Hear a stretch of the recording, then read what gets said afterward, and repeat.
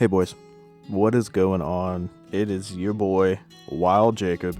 I hope y'all have had a great weekend. Let me tell you, I had a fantastic weekend. We went to a new restaurant and tried a bunch of different food.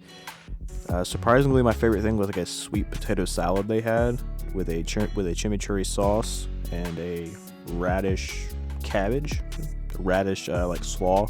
It's pretty good. Just give you a little insight of what's going on. But let me know, boys. Today we are going to be talking about something that bothers the living hell out of me. And when I mean bothers living hell out of me, I'm talking about efficiency. I don't know if it's a little bit of the tism that I have, or just how I was raised, or the profession I'm in, but I want things to be efficient as possible, and that is especially true in my video games. I want to be able to play the least amount but get the most rewards out of anything. And I'm sure a lot of you are like that as well. You want to get the most for doing the least. We're all lazy fucks inside. You don't have to lie to yourself. It's okay. This is a safe space. Remember that. But when we're talking about this, and first off, boys, enjoy the Rivals game that's going on in the background. It's not important. It does not pertain to anything that I'm talking about. But you need to know your limitations, and you need to know your time limits. So for me, typically, I'm putting in probably, 4 to 3 hours. I have no kids right now, so that's kind of why. It's going to change here soon. But I'm able to put in some time after work. I'm able to play a couple games. And even if I was, say, on average 2 hours a night, we're talking 14 hours a week, damn near a part-time job. Now, it can vary week to week, but you need to know your time and your limitations, and that's going to be very important into how you're going to get your rewards. So when you're playing, especially in Rivals, don't be pushing up. I mean, you can push up as high as you want because you're going to get better rewards. But just know that if you're a Div 4 player and you've pushed yourself all the way up to Div 2, you're probably not going to do too well, because I know that's kind of my situation is when I play Hut Champs, I get absolutely smoked every time just by those high level players. And I know that if I was competing against them in Rivals, I probably wouldn't get the best rewards. But in Div 4, I can typically get Diamond to Platinum, depending on what's going on. So that's where I like to stay, and that's where I'm comfortable at, and I can win games here and there. I'll lose a couple games, but they're still fun overall. So now that you know your limitations and you've actually been honest with yourself and you've sat down and you've realized that she's never coming back and she doesn't love you, yeah, a little deep, we can talk about squad battles. And squad battles is great, especially when you're starting out. Squad battles to me was where I got all my rewards at first, especially when I had I started playing in December, and the best card I had at the time was the Seth Jones Christmas card, and the rest of the team was 83, 84, 85, 86, nothing really that special. It was a place where I could go and I could play, and I maybe not was playing on Superstar because I hadn't got that good yet, but I was able to play and I was able to get some rewards. But as I've went on, the things I've learned about squad battles is you're playing for 4 minutes per game, per period. That's 12 minutes a game. 12 minutes a game is not 12 minutes a game. It's more like 17 minutes a game, honestly. So, and to get decent rewards in squad battles, you have to push past at least to Elite 2, Elite 1, maybe even Elite 3 sometimes. Elite 3 gives you, I think, a player's pack and a mega pack and some collectibles. And that's kind of where I like to stay. To me, squad battles can get repetitive, and it does get annoying at times, just because if you let the CPU walk in, they've got aimbot, and they're going to snipe it wherever your goalie's not.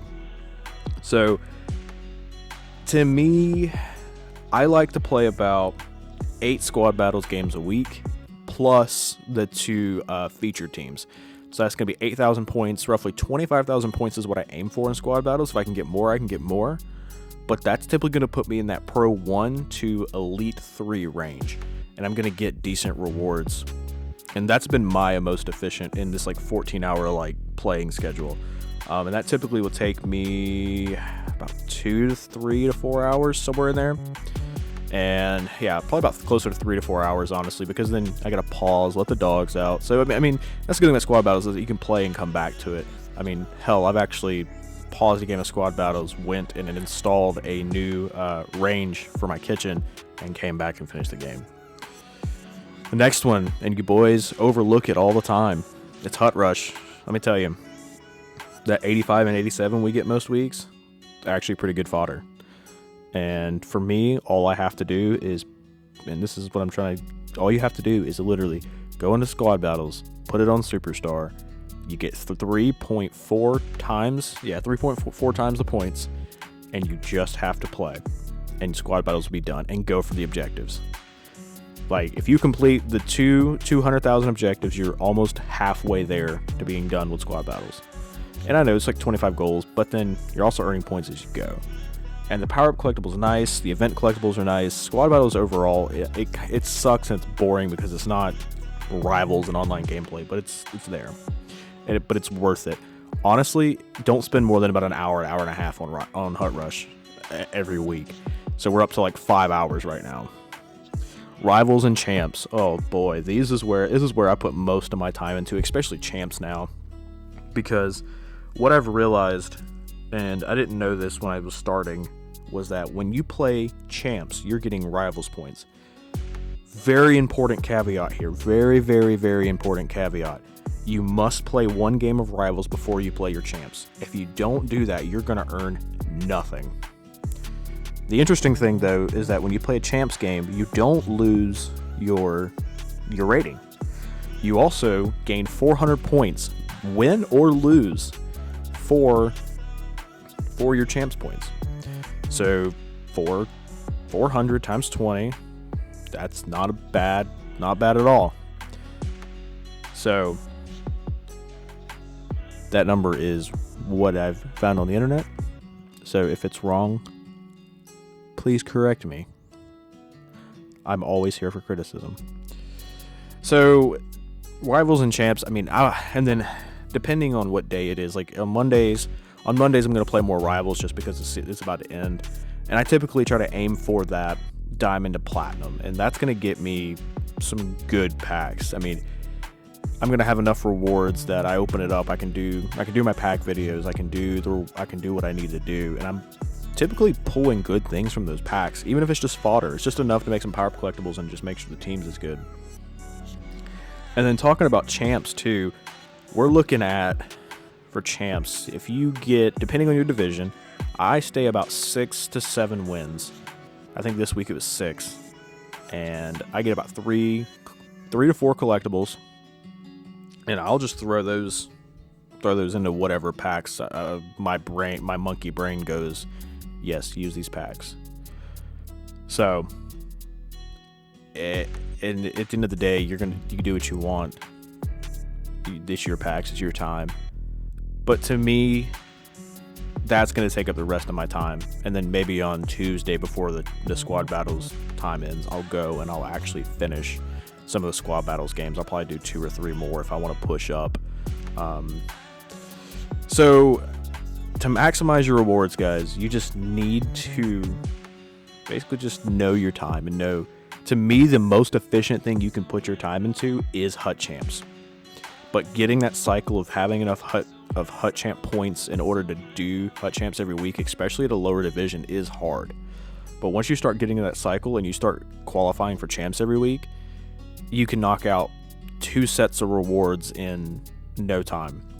And then of course squad battles is nice because the packs are always sellable. I always choose non-tradable rewards for Rivals. So squad battles is nice because you do get the sellable, and Hut Rush will give you nice fodder. So what I want to leave you with is